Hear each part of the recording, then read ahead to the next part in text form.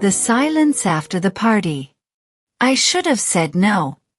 But how do you say no to your boss? It all started 3 weeks ago when Laura asked, "Hannah, are you coming to the staff party?"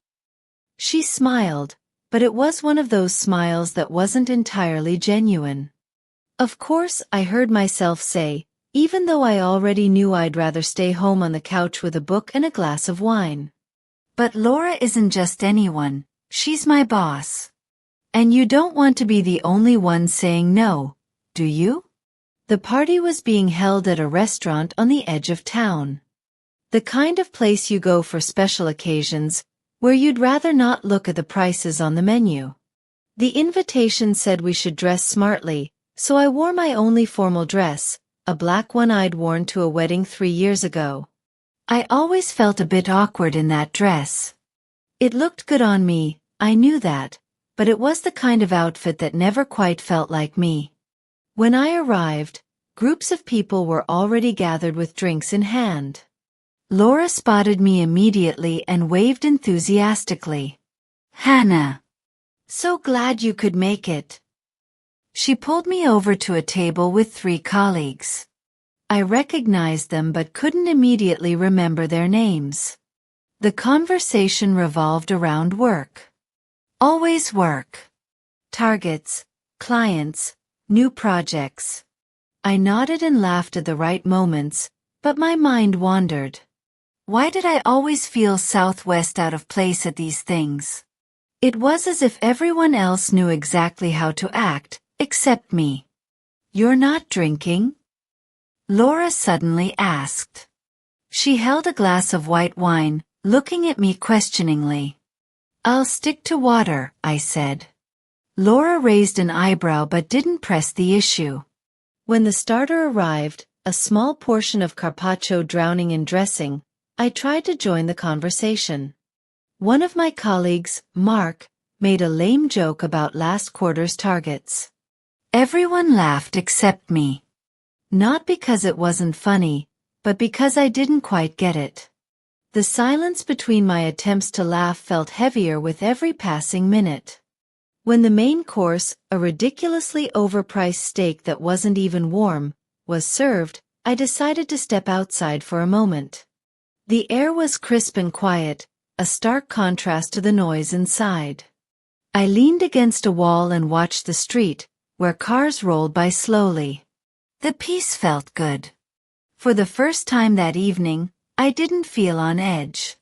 "Hannah, what are you doing out here?"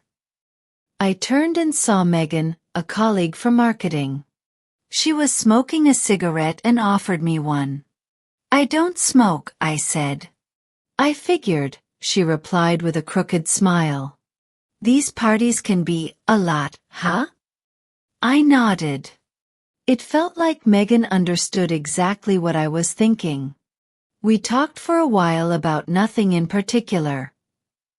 She told me about her cat, I told her about my plants.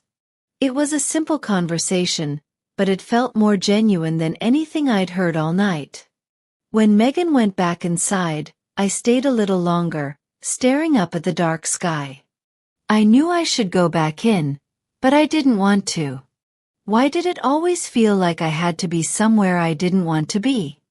Eventually, I took a deep breath and went back in. The party was in full swing.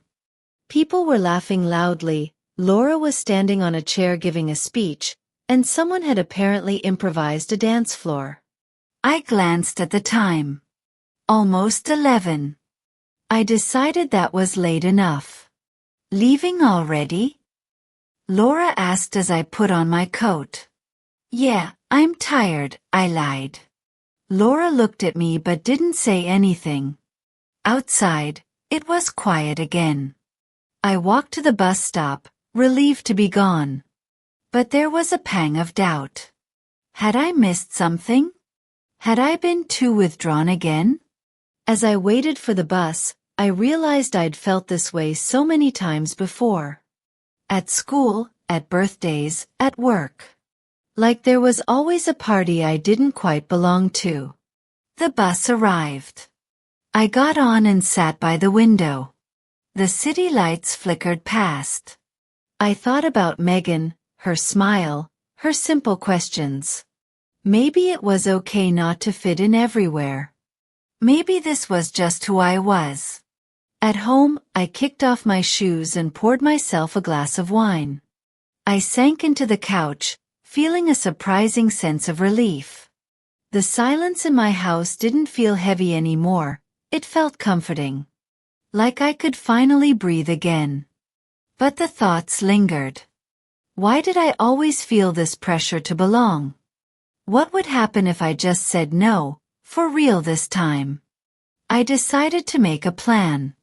A small change, something every week that felt like a choice instead of an obligation. Maybe a weekend trip to a new city, alone. Or an evening walk without my phone. Outside, the rain started to fall softly. The city was sleeping, and for the first time in a long while, I felt like I had a place where I truly belonged, here, in the quiet of my own life. And maybe, just maybe, that was enough.